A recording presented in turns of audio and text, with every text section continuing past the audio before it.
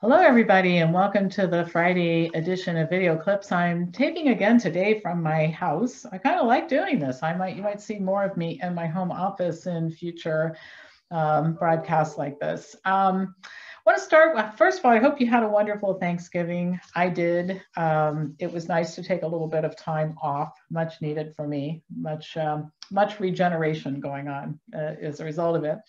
Couple things that I want to announce. First of all, holiday cookies. We're starting to ship those, $19.99 per dozen. They are delicious. That includes postage any place in the continental United States, and they make wonderful gifts. And the more cookies you buy, the fewer there are for me to eat. So it's a wonderful service you do to me, for me, when you buy those cookies and keep me from eating them. That's a very good thing.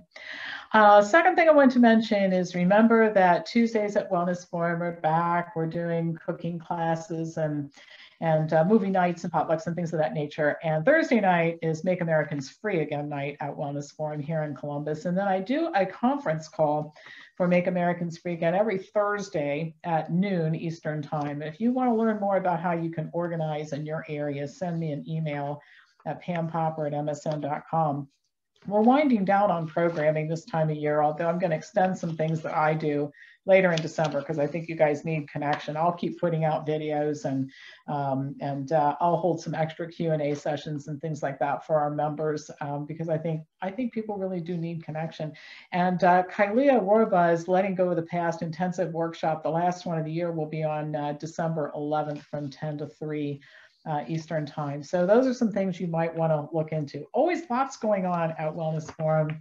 And if you're looking for connection and your tribe, I mean, we're people who are interested in health. We offer a lot of health related programming. We have thousands of hours of stuff that you can do with us. So, and when I was reading the gratitude list and what people are doing to stay sane yesterday, I thought the person who said, I don't know what people do without hobbies, because hobbies are what I do to keep myself busy and productive and all that. So good time to take classes from us if you're at home and needing stuff to do. All right, Friday is Consequences Day, and I found an article, I found several of them are actually about the consequences of the policies that have been instituted by our rulers on nursing home patients. And the one that I chose, it was, I'll tell you in a second which one it is. You can probably look it up online if you wanted to read it. And I had to pare it down because it would be a ridiculously long article without that. It is NBCWashington.com, and it has to do with COVID nursing home consequences. So anyway, I'll just start and share some of this with you. The statistics are horrific and the stories are horrific as well. And I've heard from so many people who've had similar things happen in their own families. It's estimated that about 90,000 residents of care facilities have died since this all began back in March. And it's true that some of these people were close to death before it began, but many were not, and they died prematurely, not from COVID-19. The reasons range from absolute neglect to loneliness. I mean, just people giving up their will to live. So I'll give you some examples. David Wallace was a 75-year-old retired truck driver who did not die of COVID-19. Prior to the lockdowns, he was described by his son Keith as hale and happy, but while isolated and without visitors, he became so malnourished and dehydrated, he got down to 98 pounds and he looked like he'd been in a concentration camp, according to his son. Septic shock suggested an untreated urinary infection. E. coli in his body from his own feces hinted at poor hygiene, and aspiration pneumonia indicated that Wallace, who needed help with meals, had likely choked on his food. He couldn't even hold up his head straight because he'd gotten so weak, said his son. They stopped taking care of him. They abandoned him. On New York's Long Island, Dawn Best saw that firsthand, same thing. Before COVID-19 arrived at the Gerwin Jewish Nursing Home, she was pleased with the care her 83-year-old mother, Carolyn Best, received. She enjoyed activities from Tai Chi classes to visits from a pony and was doted on by the staff. But when the lockdown started and the virus began to spread in the home, Beth sensed the staff couldn't handle what they'd been dealt.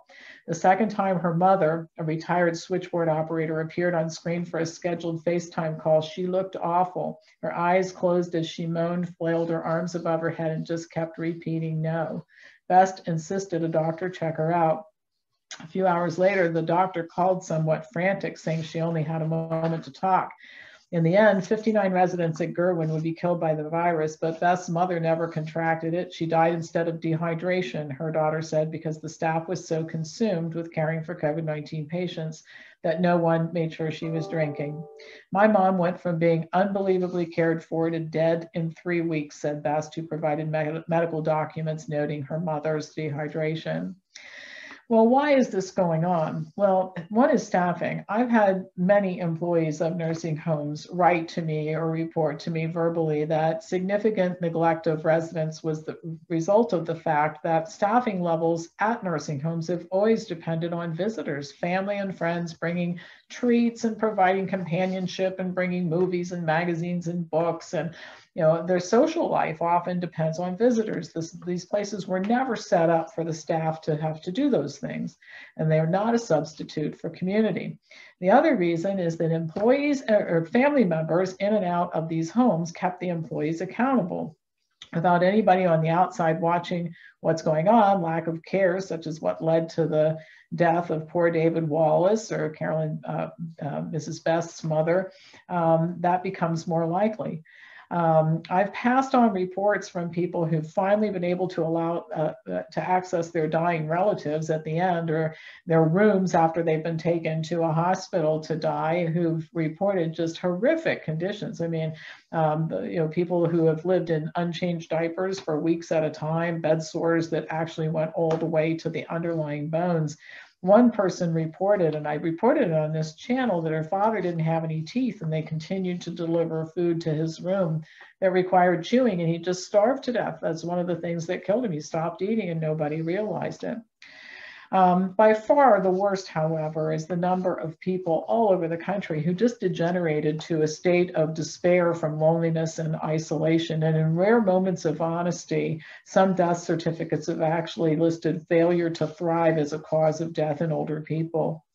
A nursing home expert who analyzed data from the country's 15,000 facilities for the Associated Press estimates that for every COVID-19 victim in long-term care, there's another who died prematurely of other causes. And they estimate it's about 40,000 people. Now, what's so frustrating to me about this is the fact that many of these COVID deaths would have happened regardless of the lockdowns and that sort of thing. I mean, I think Dr. David Katz put it very well when he said that when you're dealing with older people in nursing homes who are heavily medicated, they're going to die sooner, not later. And sometimes flu is what speeds up the due date. So many of these people were going to die anyway. So what we're really talking about is excess deaths, tens of thousands of them as a result of it. And they estimate it's as much as 15% more than what would be expected. So I'll just read a little bit more. When facilities sealed off across the country in March, advocates and inspectors were kept out too, all while concerning reports trickled in, not only of serious injuries from falls or major medical declines out of seemingly banal problems that pose serious health issues for the vulnerable. Myraid Painter, Connecticut's long-term care ombudsman, said with dentists shut out, ill-fitting dentures went unfixed, a factor in mounting accounts of malnutrition, and with podiatrists gone, toenails went untrimmed, posing the possibility of painful conditions, particularly in diabetic patients. Even more widespread as family members and friends could not get into these places. Patients weren't bathed properly, they weren't dressed every day. The burden fell on aides. And as I mentioned before, if you've ever talked to somebody who has operated or worked in a nursing home, they will all say the same thing, that while the patients try to give care to the patients, it just never was designed. The whole setup was never designed for the staff to do everything. They just can't. Strict rules, one person said, I don't think anyone really understood how much time family and friends, volunteers, and other people spent in the nursing home and supplemented the hands-on care. That statement was made by the long-term care ombudsman for the state of Connecticut. So anyway, strict rules barring in-person visitation still remain in many homes, but as families and advocates have gradually gotten back inside in some places, they've been pretty horrified at what they found. June Leonards returned to her father's home at Cherrywood Point in Plymouth, Minnesota in June for the first time in 3 months. She was struck by a blast of heat and the thermometer was set at 85 degrees. His sheets were soaked in sweat, his hair was plastered to his head, and he was covered in bruises that she later learned had come from at least a half a dozen falls. His nails had been uncut for so long that they curled over his fingertips, and his eyes crusted over so badly he couldn't get them open. The father, 78-year-old James Gill, screamed thinking he had gone blind, and Leonards grabbed an aide in a panic. She snipped off his diaper, revealing genitals that were deep red and skin sloughing off. 2 days later, Gill was dead from Lewy body dementia, according to a copy of the death certificate provided to the Associated Press. Leonards always expected her father to die of the condition, which causes a progressive loss of memory and movement. Let me turn that on. And I'll return that later. Sorry about that. I should have turned off the phone. But Leonards always said that she expected her father would die of the condition, but she never thought that he would end this way. So it's one thing to be a terminal patient in a nursing home. It's another thing to be a terminal patient in a nursing home where the lack of care not only ends your life earlier than it should, but in a horrible, horrible way. I mean, I just think about that poor man. And Leonards went on to say what the pandemic did was it uncovered what was really going on in these facilities. It was bad before and it got worse. And I want to emphasize, I think that people working in these care homes really are trying to do their best. I really do. But the setup was never designed to be a substitute for family and friends and that kind of thing. It just wasn't designed for that. So the nagging guilt of unnecessary death is one that Barbara Leek Watkins understands. It was just in February that her 87-year-old father, Alex Leek, went for a checkup and got lab work that made Leek Watkins think the Army veteran, contractor, and farmer would be with her for a long time to come. You're going to outlive all of us, she says the doctor told her dad. As nursing home outbreaks of COVID-19 started to proliferate, she prayed that he be spared. The prayer was answered, but Leek was nonetheless found unresponsive on the floor at Brookdale Northwest in Greensboro, North Carolina. His eyes rolled back and his tongue was sticking out. After he arrived at the hospital, a doctor there called her with the word her father had gone so long without water. His potassium levels rocketed and his kidneys started failing. He'd be dead 2 weeks later of lactic acidosis, according to his death certificate, a fatal buildup of acid in the body when the kidneys stop working. For a man whose military service so drilled the need for hydration into him that he always had a bottle of water at hand, his daughter had never considered that he could possibly go thirsty. The facility is short-staffed, underpaid, and overworked, she said. If they can't provide you with liquids and fluids to hydrate yourself, there's something really, really wrong. She's considering filing a lawsuit, but one of the frustrating things about this is that in many states, laws have been passed that have exempted anything that any care facility or any healthcare provider did during the pandemic, so that there's no liability. In Hendersonville, Tennessee, Tara Thompson was able to see her mother for the first time in more than 6 months when she was hospitalized in October.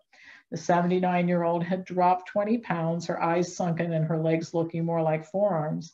Doctors at the hospital said she was malnourished and wasting muscle. There were bed sores on her backside and a gash in her forehead from a fall at the home.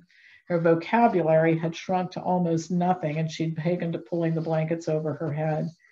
It has nothing to do with her virus, the daughter said. She declined because she's had absolutely no contact with anybody who cares about her.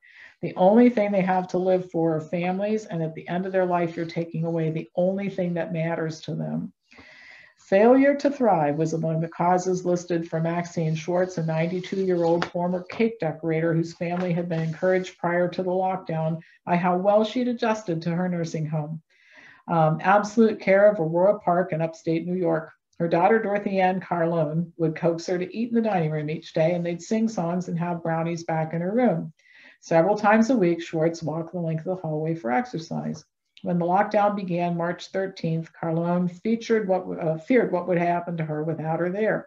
She pleaded to the staff. She said, if you don't let me in to feed her, she won't eat and she'll starve. On March 25th, when a staffer at the home sent a photo of Schwartz, Carlone was shocked at how thin she was. She was told her mother hadn't been eating, even passing up her favorite brownies. 2 days later, Carlone got an urgent call. When she arrived at the home, her mother's skin was mottled. She was gasping for breath, and her face was so drawn she was nearly unrecognizable. An hour later, she died. She was doing so good before they locked us out, her daughter said. What did she think when I wasn't showing up? That I didn't love her anymore? That I abandoned her? That I was dead? Before the lockdown, Carlone's mother would wait by the elevator for her to arrive each day. She thinks of her mother waiting there when her visit stopped and knows the pain of isolation, that it must have played a role in her death. I think she gave up, she said. You know, you can tell what a society is all about by the way it treats its weakest members. And elderly people confined to care homes are some of the weakest members of our society. And what are these terrible, terrible people doing to these elderly people in care homes? They're depriving them of the only thing that matters: family, friends, companionship, closeness. And for what? COVID ran rampant through these homes anyway. Obviously, this didn't matter. It didn't change anything. It was all for nothing. And we had tens of thousands of elderly people die a horrible death alone. And that in and of itself, I think, just proves my point. What we're doing just really doesn't have much to do with health at all, does it? Well, it's never positive when I have to relate these things, but it's a constant reminder of why we're doing what we're doing. Why do I get up in the morning and beat the drum for Make Americans Free again and work on lawsuits? Because it's the only way we're ever going to stop this kind of thing from going on. And it's a crime, what's happening. So I've dedicated the rest of my life to stopping it and making sure it never happens again. And I hope that more and more of you every week decide to join me in that effort. Thanks for watching. I'll be back to you with the Forbidden News and the Forbidden Newsletter and more YouTube videos next week. Have a great weekend. Thank you.